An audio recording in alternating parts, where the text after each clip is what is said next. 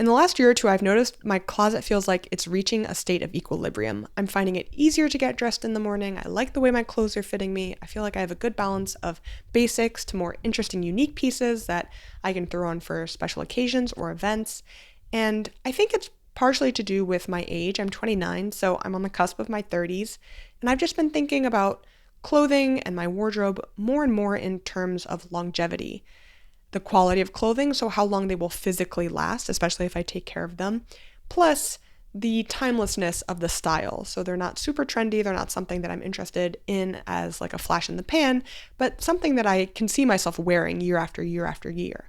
So I want to talk about the pieces that I have that I think, that I hope, barring any, huge body changes, that I'll be able to keep for the next 10 years and wear consistently, and about some of the holes that I'm still trying to plug in my closet.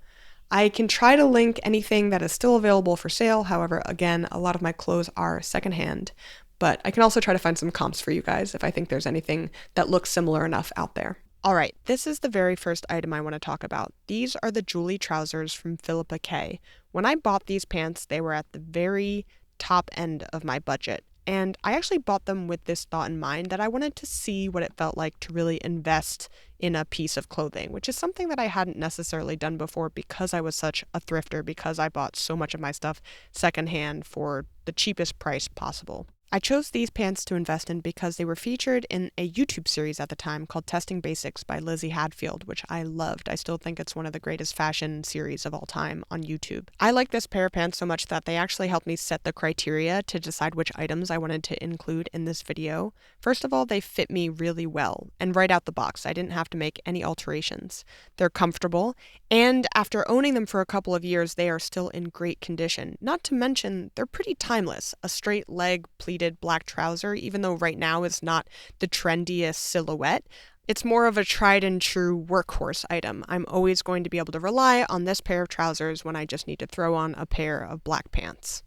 In the same vein, but a more recent pickup, I found this pair of Japanese selvage denim on eBay, actually, but this pair of pants is available for purchase on G-Star Raw on their website. Because of my proportions, having a bigger butt and thighs compared to the size of my waist, I always look for pants that are designated as loose leg or baggy or oversized. Just anything that indicates that it isn't straight or super stiff or, something that I'm just not going to be able to get over my thighs. And not only were these designated as a loose pair of jeans, but they're also stretch selvage denim. So you get the quality and look of selvage denim, but you're not stuck with that really stiff, uncomfortable pair of jeans that you have to break in over a long period of time. In terms of timelessness, I think the silhouette is very classic. Dark denim and raw denim, though they are technically in right now, are always going to be good for me because I like dark colors more than light ones. This next pair of pants I was a little iffy about including, and I'll tell you why. They were a very cheap pair of pants that I got from this store called GU, which is an offshoot of Uniqlo. It's honestly a cheaper version of Uniqlo, if you can imagine such a thing. However, I wear these pants to death. If you really like this style of pleated and slightly rounded leg jeans, I'll throw a couple of options here on the screen that I found that are similar. Unfortunately, GU does not really sell in the US. They only have one location in Soho, and they rotate stuff out pretty quickly. This pair that I got, they don't particularly look or feel high quality. The denim is that really, really lightweight denim that is super comfortable, but basically feels like a pair of cotton pants. So even though I'm wearing them a lot right now, I kind of feel like they're going to somehow disintegrate over the years with this level of use. I'm not too worried about the timelessness of these because I don't think they're fully barrel leg. They're more only slightly rounded. But when I find a pair of pants that fit me and look good on me, even if they're not necessarily trendy at the time, I keep those in my closet and I wear them no matter what. Like, I have some tight, stretchy bootcut jeans in my closet that I still love. Now, here's a tricky question. Is it worth investing in something like tank tops? Tank tops, I think, can feel very ephemeral. However, this tank top that I'm using to show off my back muscles, I inherited from my mom, which is also where I got my back muscles. God knows how long she owned it. I've owned it for multiple years, and it has inspired me to include tank tops and t-shirts in this collection. Starting off with this white linen button down. Unfortunately, I have already stained it. This is my main issue for not being able to keep clothes for a decade or more. I spill things on myself. Even though I have only owned this shirt for about a month, I have worn it very consistently this summer. It is light and airy and covers a lot of skin, which is what I prefer for the summer. I also got this one earlier this year, which is a Jill Sander button down. Unfortunately, both of these button downs are fairly see-through. It's not workable for an office environment, but for someone like me who does like to not show actually that much skin in the summer, it keeps things very breezy and also still shows a little cheek, has a little attitude. Button downs in general are a closet staple for me. I like all sizes, all shapes, all colors. This is my second short sleeve Jill Sander button down. If you are looking to invest in some basics, I highly suggest Jill Sander in general. She makes great quality pieces. As we get into the plain t-shirt part of this video, I have to say this is going to seem like an ad. It's not an ad. I have found a company that I really like. It is called Everybody.world, and they make some of the most incredible basics that I have ever found. The white tank top I was wearing earlier in the video is from them. They did send me that tank top. This t-shirt, however, I bought myself. It's a medium in their boxy trash tee. I also bought this black t-shirt for myself in a large.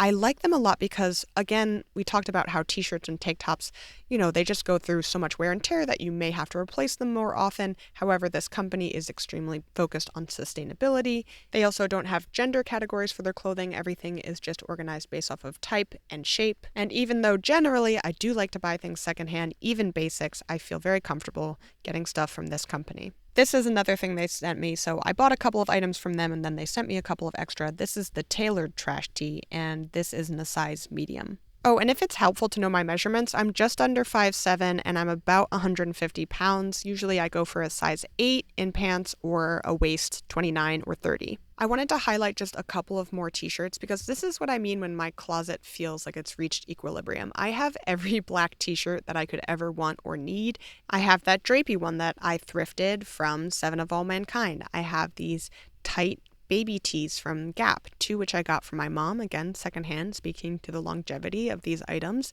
and one more that I found myself. Gap, I think, makes some of the best black baby tees to ever exist. You can buy them new, but if you see them secondhand, definitely pick one up. However, even though I'm very happy with my collection of black t-shirts, I do not feel the same way about navy or blue t-shirts. This is pretty much the only one I have that I'm happy with. I just got it. It's from A Gold.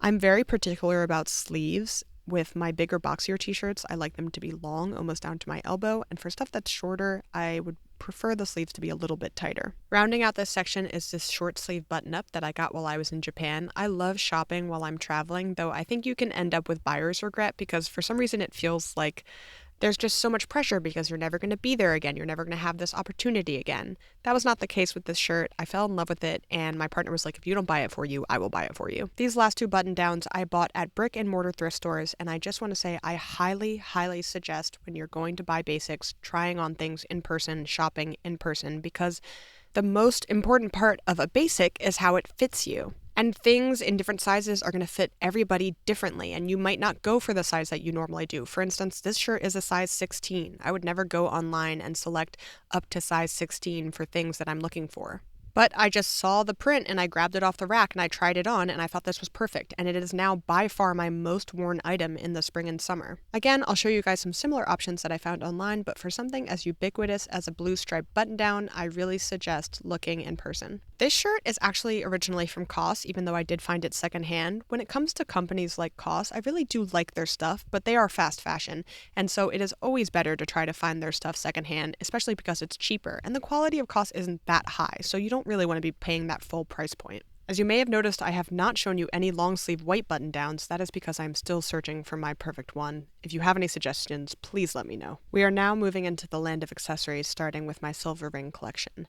I am extremely happy with essentially every silver ring that I have purchased. This is my sort of fancy one. I wear it for fancier events. This one I got at the same vintage show. It's a little bit more casual. I couldn't tell you why one is fancy and one is casual. That's just how I've designated them in my mind. Maybe because this one is smaller, it's a little more unobtrusive. It doesn't get caught on as much, so it feels easier for daily wear. This one I almost didn't include because honestly, I don't know what it is made out of, but one of the little tines, one of these things that you can see, fell off. Like literally as soon as I got it, I was bending it and it just snapped right off. But I really needed one to replace my old thumb ring that I lost after I took it off while I was washing my hands at the circus. This one I almost forgot to include. It's just always on my hand. I never take it off.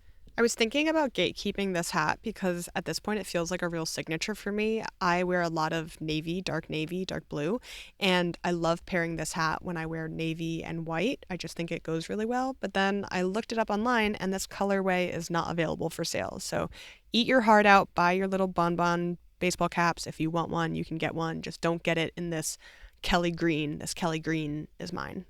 For bags, I got this bag last year and it is one of my most asked about bags. Every time I wear it in a video, people want to know where it's from. I got it off Grailed for something really cheap, like $30, but I think it might be some sort of limited edition. The company is Jack Gomme. They're still around. They've been making great bags for years. Actually, I realized that my mom had one from this brand after I bought this one. But on the tag, it says like 90 out of 100, so I wonder if they only made 100 of this style of bag. I believe it's from their light line. The brand did hit me up once on Instagram and I told them to make more versions of this because everyone keeps on asking me about it, but they were kind of maybe not interested. My other go-to black bag is this Coach bag. I like both of these bags. They are similar. They carry a lot. They're big. They're generally crossbody, but they're very different styles. So for me, they go with very different outfits. I did do this weird thing where I shortened this strap a lot, so it's more of a shoulder bag. And the way I did that is I just took the whole length of the strap and folded it over, but it can still be worn both ways. I got this bag secondhand off of eBay, and listen, there are a lot of fake Coach bags out there. Did I do a certain amount of due diligence to figure out if this was real or not? Not really, but that'll only be an issue if I decide to resell it. This is the newer bag for me. I'm not sure whether it's going to be a forever bag. I just haven't spent enough time with it. My mom recently bought it back from Sicily, and I believe it was handmade there, so I don't really have a link I can point you to. But a hobo bag is a classic. Okay, after not being a tote girl for so many years because I just much prefer crossbody bags and shoulder bags, Everybody.world got me with this reversible tote bag. I added those patches for some interest on the plain side, but you can reverse it and then you have the pockets on the outside, which is a fun detail. The main selling point for this bag is how thick the straps are because I hate when tote bags get their straps all rolled up and then they dig into your shoulder. I'm not going to spend too much time on my Hedgren crossbody because it really is purely a functionality bag, but I've had it for a long time and it's perfect for traveling. It will fit a water bottle, a light overshirt, keys, wallet, phone, and it's waterproof, and you really can just bring it on whatever little trip you're going on. I was weirdly a little hesitant to include shoes in this video because in the same way that I really beat up my t-shirts and my tank tops, my shoes never really last more than 2 years if I'm wearing them consistently.